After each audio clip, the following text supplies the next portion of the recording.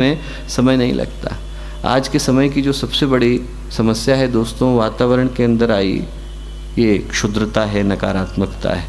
इसको दूर करने के लिए जिस प्रयास को शिद्दत के साथ करने की आवश्यकता है वो यही कि हमारे अंदर जो दी गई मानवता है, हमारे अंदर जो दी गई इंसानियत है वो जाग जाए। दूसरी समस्या दोस्तों हम लोगों को देखने को मिलती है आदमी के गिरते आत्मविश्वास के रूप में। छोटी सी घटना नहीं घटती पर आदमी का आत्मविश्वास चला जाता है।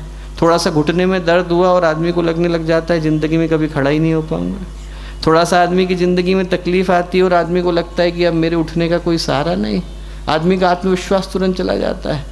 और आत्मविश्वास से लड़ने का जो एक ही मंत्र है कि व्यक्ति अपने अंदर की संभावना को याद करे। हम लोग सोच करके देखें कि इंसान के रूप में हम लोग संभावनाएं क्या लेकर के आए।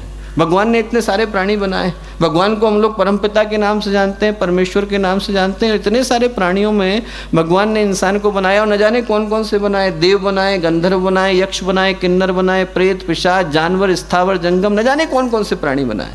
और उन सारे प्राणियों में यदि आप ये सोच करके देखना चाहो कि भगवान यदि अपनी पसंदीदा संतान किसी को बोलना चाहे तो किसको बोलेंगे? भगवान की जो फेवरेट चाइल्ड है वो कौन है? हम ही तो हैं। भगवान की जो सबसे प्रिय संतान है वो कौन सी? यदि भगवान को हम लोग पिता बोलते हैं और इस दृष्टि से देखते हैं कि सारा का सारा विश्व, सारा का सारा संसार उनका है, और कल को यदि भगवान इस दृष्टि से देखें कि साहब मैं बूढ़ा हो जाऊं तो मेरे कारोबार को कौन संभालेगा, मेरी सृष्टि को कौन संभालेगा? भगवान यदि ये सोचें कि मैं थोड़ा कैजुअल लीव लेकर के बैठ जाऊं कि भाई तुम लोग तो 2-2 दिन काम करते हो, 3 दिन की छुट्टी पे चले जाते हो, और मैं दुनिया बना रहा हूँ, मैं भी थोड़ा छुट्टी ले लूँ। तो यदि भगवान जो है कैजुअल लीव लेकर के बैठे हैं तो अपनी जिम्मेवारी किसको देंगे? गधे को देंगे, मक्खी को देंगे, बिल्ली को देंगे? आप सोच के बताओ। मैं कहता हूँ आदमी थोड़ी बुद्धि लगा करके देखे और सोचे कि इंसान के अलावा ऐसा कौन सा प्राणी है जो इतनी सामर्थ्य, इतनी शक्ति, इतनी बुद्धि, इतना बल, इतनी योजना रखता है कि वो भगवान की बनाई हुई सृष्टि को बेहतर तरीके से संभाल सकता है। हमारे पास दोस्तों वो संभावना है कि यदि भगवान हमारी तरह उठना शुरू करता है, यदि हम गिरना शुरू करें तो हम पशु में बदल जाते हैं, और यदि हम उठना शुरू करें तो हम परमात्मा में बदल जाते हैं। इंसान यदि गिरना शुरू करता है तो बुद्धू बन जाता है, और उठना शुरू करता है तो बुद्ध बन जाता है। इंसान यदि नीचे गिरना शुरू करता है तो पागल बन जाता है, ऊपर उठना शुरू करता है तो परमहंस बन जाता है। इंसान यदि बुरा हो जाए तो उंगलीमाल बन जाता है, और अच्छा हो जाए तो बुद्ध बन जाता है। इंसान के अंदर वो संभावना है दोस्तों कि हम जिधर चाहें अपने जीवन को ले जाने के लिए स्वतंत्र हैं। भूल जाते हैं, हम अपने अंदर की शक्ति को भूल करके बैठ जाते हैं कि कितनी संभावनाओं को हम लोग लेकर के आए। हमें तो याद भी नहीं कि जब हम पैदा होने वाले थे तो भगवान ने हमारे कान में कहा था कि बेटा तू मेरी सबसे प्यारी आत्मा है, तरक्की तेरे कदम छूमेगी, सफलता तेरे कदम चूमेगी, तुझे कोई रोक नहीं सकता है, तुझे कोई टोक नहीं सकता है। पर्वत को तू लांघ जाएगा, समंदरों को तू लांघ जाएगा, तूफानों के रुख तू बदल सकता है, आंधियों के रुख तू बदल सकता है। और हम लोग दीनहीन की तरह से आकर अपने जीवन को गुजार करके चले जाते हैं। दोस्तों हम लोग वो संभावनाएं लेकर के आए हैं कि इंसान यदि खड़ा हो जाए तो उसके आगे प्रकृति के गुणों को हार माननी पड़ती है। इंसान प्रकृति को गुणों को मात दे करके भी त्रिगुणातीत बन जाता है, अष्टावक्र बन जाता है, बुद्ध बन जाता है, महावीर बन जाता है, गुरुदेव बन जाता है। ये शक्ति और सामर्थ्य दोस्तों हम में से प्रत्येक व्यक्ति अपने अंदर लेकर के आया है। और जब मन में आत्मविश्वास कमज़ोर पड़े तो हम लोगों को अपने अंदर छुपी हुई उसी संभावना को याद करने की आवश्यकता है। एक प्यारी सी कहानी वेदांत के अंदर आती है, और कहानी आती है एक गर्भवती शेरनी की। गर्भवती थी, शिकार करने को निकली, तो जैसे ही कूदने को ही वैसे ही एक शिकारी ने तीर चलाया और शेरनी के लगा तो देहांत हो गया। मरने से पहले उसने एक बच्चे को जन्म दिया। अब शेर का बच्चा, माता पिता तो थे नहीं, तो उधर रोता घूम रहा था। उधर से हिरणों का एक झुंड जा रहा था, हिरणों के झुंड को दया आ गई, तो दयावश उनने उस शेर के बच्चे को पालना शुरू करा।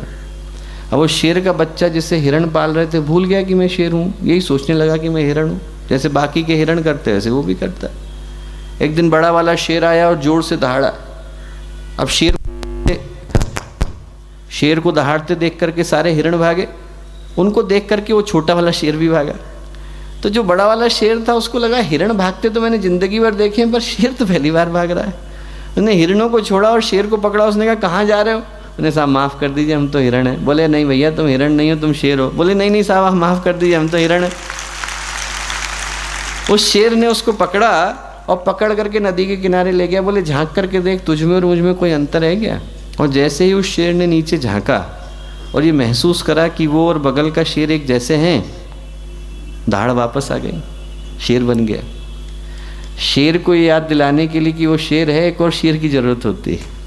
हम लोगों को याद दिलाने के लिए कि हम महामानव हैं, महामानवों की ज़रूरत होती है। गुरुदेव आए, विवेकानंद आए, तो यही याद दिलाने के लिए तो आए कि हमारे अंदर भी वो संभावना है।